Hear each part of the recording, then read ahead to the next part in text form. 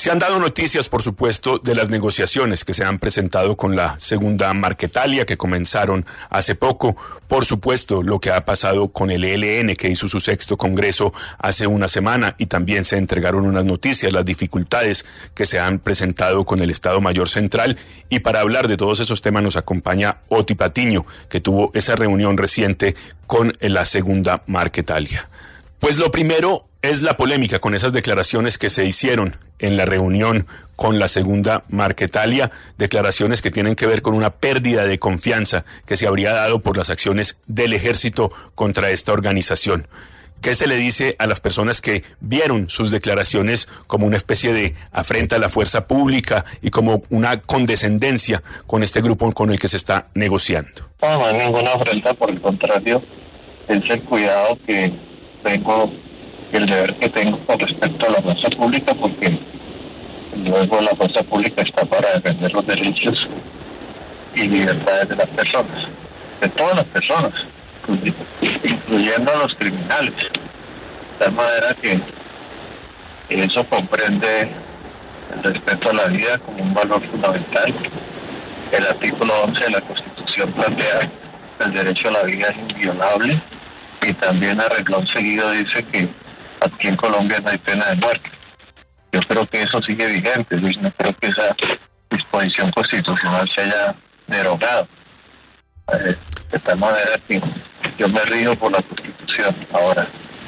si quienes ejerciendo poder desde la fuerza pública, digamos, violan ese principio constitucional, por supuesto que, desde luego, no son merecedores de portar el uniforme, digamos, del Ejército Nacional ni de ninguna otra institución de la fuerza pública. Doctor Oti Patiño, pero mientras no haya un cese al fuego con estas organizaciones y con esta organización en particular, ¿seguirán las acciones de la fuerza pública contra ellos? Por supuesto que deben seguir, digamos, de todas maneras, pues le aclaro lo siguiente. Con el MC, que es una de las disidencias, se planteó de que no había una prórroga, fundamentalmente dentro del MC que opera en Cauca, Nariño y el Valle del Cauca, debido a las acciones que ellos han hecho contra la población civil. Y entonces eso comprende pues también norte de Nariño, que es donde ellos también tienen una fuerza, un frente de guerra. Pero con respecto, digamos, a Nariño, el presidente ha planteado la necesidad y la voluntad manifiesta por el gobernador, por los alcaldes, por las comunidades, de hacer del departamento de Nariño un departamento de paz. Y en ese sentido él plantea que toca privilegiar los diálogos de paz sobre las confrontaciones armadas. Es una orientación presidencial. Y desde luego también incluyo, digamos, el hecho, digamos, en esas confrontaciones pues hay que respetar obviamente los derechos humanos que se manifiestan o que se escriben a través del derecho internacional humanitario, porque pues el hecho de que esté en guerra no es que significa que vale todo, ¿no? Pero entonces, respecto a ese departamento, hay unas directrices específicas, digamos, hay ahí un cese, hay condiciones distintas en esa negociación y también condiciones distintas en la fuerza pública en el departamento de Nariño. Sí, correcto, porque, digamos, tanto el Frente Comunero del Sur como la Coordinadora Guerrillera del Pacífico, que es donde, digamos, a la cual pertenecía este señor Hermes, o apodado Hermes Guerrero, que fue el que murió, han manifestado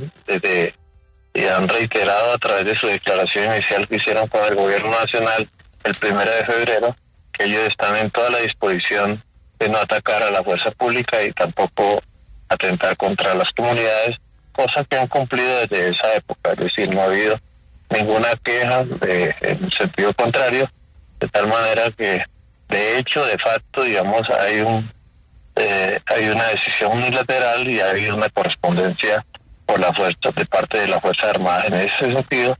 y entonces en ese aspecto,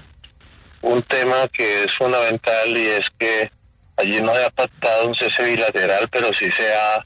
está trabajando una acción de desescalamiento de la conflictividad. el desescalamiento, que no significa una acción simultánea, sino por el contrario sucesiva, que sea recíproca y que desde luego no ponga al Estado como una contraparte del insurgente, porque eso crea una falsa simetría entre las fuerzas delincuenciales, sean o no políticas, con el Estado mismo. De tal manera, pero el desescalamiento sí es algo, es una metodología que nos parece mucho más adecuado, y esa es la metodología que va a regir a las negociaciones que se van a hacer con la segunda Marquetalia. Comisionado, ¿qué le responde al expresidente César Gaviria, que ha dicho que usted está jugando como un supuesto como comisionado para la paz? Pues afortunadamente yo no fui como comisionado consejero de paz, o desafortunadamente, no sé, porque no le hubiese aconsejado al presidente Gaviria que atacase a la Uribe, que era la sede del Estado Mayor de las FARC, cuando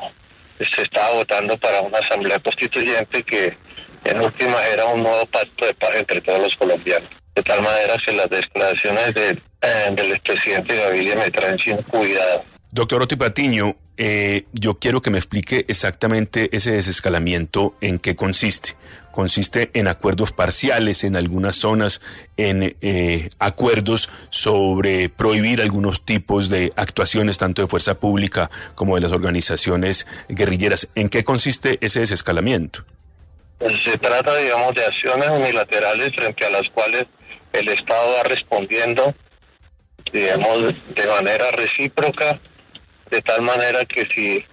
ellos toman la decisión de no atacar a la fuerza pública, puede haber una correspondencia por parte de la fuerza pública del Estado colombiano también en no atacarlos a ellos. Sin embargo, eso hay que perfeccionarlo, no basta una voluntad abstracta, toca empezar a trabajar temas como polígonos donde ellos puedan transcurrir, pero no que eso no signifique zonas de despeje como el Caguán, sino por el contrario, un fortalecimiento de la institucionalidad y sobre todo un aseguramiento que en esas áreas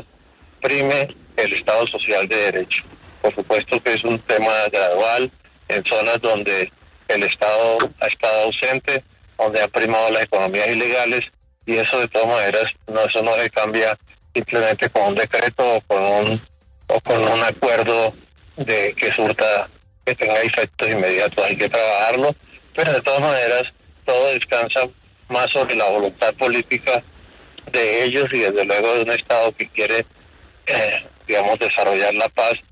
y donde el principal actor, más que los actores armados, sean las comunidades y sean las autoridades legítimamente